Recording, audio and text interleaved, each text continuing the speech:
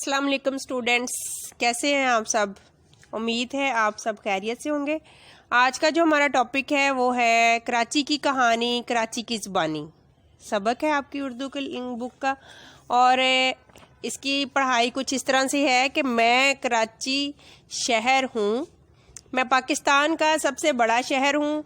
मेरा शुमार दुनिया भर के बड़े शहरों में किया जाता है। चले अब मैं आपको कराची के बारे में कहानी सुनाती हूँ। वो कुछ इस तरह से है कि कराची जो है वो अपनी आप बीती को कुछ इस तरह से बयान करता है कि मैं सबसे पहले, बहुत पहले की बात है कि मैं एक छोटी सी मछेरों की बस्ती था और मेरा पुराना नाम कोलाची था। ये बस्ती समुंदर के किनारे वाक़या थी। समुंदर का नाम बहीरे अरब है। यहाँ एक बंदरगाह थी जिसके ज़रिए तजारत की जाती थी। करीब ही अल्लाह के एक बरगज़ीदा बुज़ुर्ग अब्दुल्ला शाह गाज़ी का मज़ार भी था, जो आज भी मौजूद है, और हज़ारों की तादाद में अक़ीदतमंद यहाँ रोज़ाना हाज़िर होते हैं। फिर रफ्ता रफ्ता ये बंदरगाह तरक्की करने लगी और यूं मैं बस्ती से शहर बनता चला गया। 1838 में जब हिंदुस्तान के अक्सर इलाकों में अंग्रेज़ों की हुकूमत कायम हो गई तो उन्होंने सिंध के साथ साथ मुझे यानी कराची शहर को भी फतह कर लिया। अंग्रेज़ों ने यहाँ कई अहम इमारतें तमीर करवाईं। नेक्स्ट देखते हैं सफ़ा नंबर 129।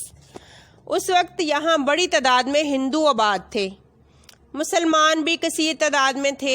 ईसाई और पारसी मज़हब के लोग भी यहाँ के बाशिंदे थे। बंदरगाह की वजह से मैं भी तरक्की करता गया और यहाँ की आबादी भी बतदरीज बढ़ने लगी। मुझे ये फ़ख्र भी हासिल है कि बानिए पाकिस्तान कायद आज़म मोहम्मद अली जनाब भी यहीं पैदा हुए हैं और इब्तदाई तालीम भी यहीं से हासिल की है। बानिए पाकिस्तान आज मेरी ही गोद में अब्दी नींद सो रहे हैं। इब्तदा में मैं अपने इर्द गिर्द एक फसील बनाई थी। शहर में दाखिल होने के लिए 2 दरवाज़े थे। जो दरवाज़ा समुंदर की जानब खुलता था उसे खारा दर, और जो लियारी नदी की जानब खुलता था उसे मीठा दर कहते थे। मुद्दतों पहले ये फसील ख़त्म हो गई और दरवाज़े भी बाकी ना रहे। अलबत्ता खारा दर और मीठा दर के इलाके भी अब भी मौजूद हैं और पुराने शहर की याद दिलाते हैं।